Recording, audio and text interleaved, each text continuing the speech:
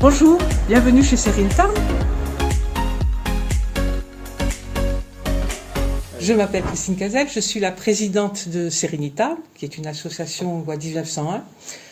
Une association qui intervient essentiellement auprès des personnes en perte d'autonomie, qu'elles soient âgées, qu'elles soient en situation de handicap ou qu'elles soient malades.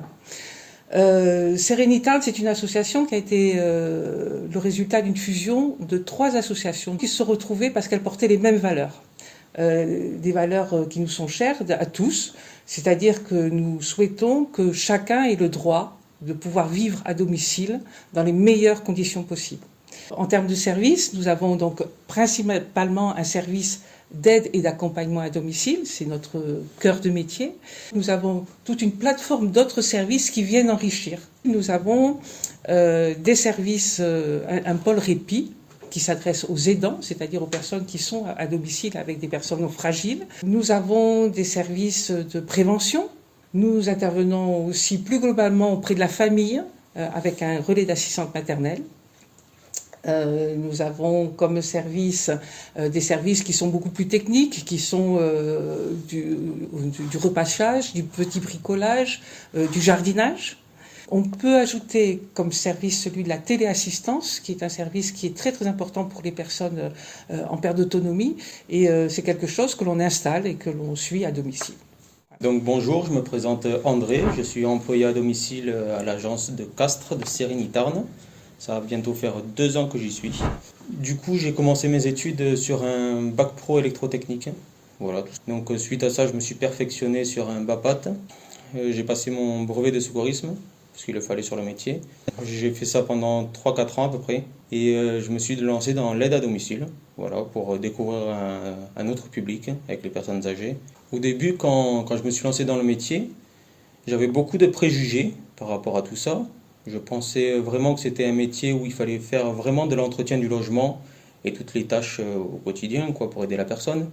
Mais je me suis rendu compte au final que c'était beaucoup de soutien moral, surtout à la personne, de social. C'est ça le plus important, parce que pour la plupart, ils sont seuls, ils n'ont pas de famille, ils ont vraiment que nous toute la journée. Donc il va de notre devoir de leur apporter vraiment de la joie, de la bonne humeur, et qu'ils puissent passer une bonne journée. Donc pour moi, c'est franchement un métier d'avenir, parce que je me rends compte que sur le terrain, il y a de plus en plus de personnes qui veulent rester à domicile et qui ne veulent pas aller en maison de retraite pour continuer à avoir leur petit train de vie chez eux, on va dire. On est là vraiment pour une personne. Du coup, au niveau des qualités, je pense que ce qu'il faut, c'est être dynamique, tout simplement, ordonné, soigné. Et surtout, ça demande beaucoup d'empathie envers les personnes. C'est le plus important pour moi. Mes principales missions sont voilà, faire le ménage du domicile, tout ce qui est entretien. Ça peut aller jusqu'au repassage, les courses, et beaucoup de communication aussi avec la personne, c'est très important je pense. Mes conseils pour rejoindre le métier, il faut être tout simplement passionné, aimer le contact avec les personnes. C'est pas un métier monotone, on va toujours voir de nouvelles choses, de nouvelles personnes, de nouvelles aventures. Bonjour, donc moi je me présente Jennifer, je suis accompagnant éducatif et social. J'exerce ce métier depuis bientôt 7 ans. J'ai commencé donc à faire une formation en tant qu'assistante de vie aux familles. Et suite, au bout de 5 ans d'ancienneté, j'ai fait donc une VAE en tant qu'accompagnant éducatif et social. Voilà. Alors c'est un métier où chaque rencontre est unique. Voilà, c'est un métier où toute personne est assez singulière, donc s'il y a une prise en charge vraiment personnalisée. Nous, on est là pour le maintien à domicile, pour que chaque personne puisse garder leur dignité chez eux. Ils vont être acteurs de leur vie finalement. Voilà. Et on va permettre à ces personnes-là de pouvoir toujours être maîtres d'eux-mêmes. Et c'est ce qui est intéressant dans ce métier. Voilà, c'est toute la richesse même de ce métier. Il faut faciliter l'adaptation.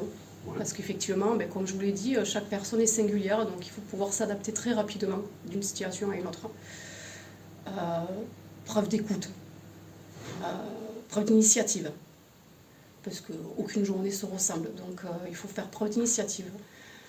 Il y a un vrai travail d'équipe aussi qui va se faire avec les collègues ou les infirmiers, les ergothérapeutes et j'en passe. Mais on oublie aussi que La personne avec qui on fait vraiment équipe, c'est finalement l'usager, puisqu'on travaille ensemble. Si on a envie de travailler dans ce domaine, il est nécessaire peut-être de faire un stage pour découvrir ce métier. Il faut avoir l'envie d'aider son prochain. Ne pas hésiter donc à se former, à s'informer. C'est un métier qui est en constante évolution. Donc il faut être curieux et l'envie de progresser. Ce qui est le plus important pour nous, c'est notre mission principale, c'est que la personne aille bien psychologiquement. Voilà. Après, le reste, ça se fait, mais on va le faire différemment. Un repas, là, on va amener la personne à faire le repas avec nous pour justement qu'elle soit déjà acteur de sa propre vie. On va apporter quoi? Finalement une estime d'elle-même, la mémoire, la motricité fine. Donc il y a toute une recherche derrière. C'est pas on fait le repas bêtement pour faire le repas, non. Il va y avoir un travail qu'on va amener derrière pour amener un résultat aussi. C'est un métier, comme j'ai dit, qui avait de grandes possibilités d'évolution, et ça c'est important dans une vie, de pouvoir évoluer, de ne pas stagner, effectivement, de pouvoir évoluer, c'est très très important dans une carrière. C'est un métier très riche où on reçoit autant qu'on donne. Tous les jours, on en apprend un peu plus, même sur nous-mêmes. Donc je trouve, c'est ce qui est formidable dans ce métier, justement. Bonjour, Thomas Duguet, conseiller en ressources humaines à Sérénitarn. Si vous postulez au sein de l'association, c'est vraisemblablement moi qui vais recevoir votre CV et votre lettre de motivation. Je m'occupe du recrutement pour la partie sud du département. Alors, les qualités pour postuler à Sérénitarn. Donc, on accepte bien entendu toutes les candidatures. Une caractéristique liée au permis de conduire et au véhicule. Certaines interventions nécessitent de faire des accompagnements aux courses, actuellement aussi des accompagnements à la vaccination Covid. Donc il est nécessaire d'avoir le permis et un véhicule pour les déplacements. Il est possible que vous veniez à l'aide à domicile par défaut. Par défaut, ça ne veut pas dire par dépit. Ça veut dire simplement que vous n'imaginiez pas il y a quelques mois ou quelques années nous rejoindre et être intervenant à domicile. En revanche, vous avez sans doute des qualités dans votre groupe, des personnes qui ont cet ADN d'aidant, qui veulent être au service des autres, qui cherchent un métier utile, avec des valeurs solidaires. Le matin, on sait pourquoi on se lève. Le soir, on sait pourquoi on est fatigué. On est au contact des territoires, en proximité avec les personnes en perte d'autonomie, des personnes dépendantes, grandes dépendantes, des personnes aussi en situation de handicap. Mais tout au long de votre journée de travail, tout au long de votre semaine et parfois même le week-end, vous êtes à leur service en tant qu'aidant professionnel. Pour plus d'informations, contactez la mission locale la plus proche et abonnez-vous aux réseaux sociaux de la mission locale.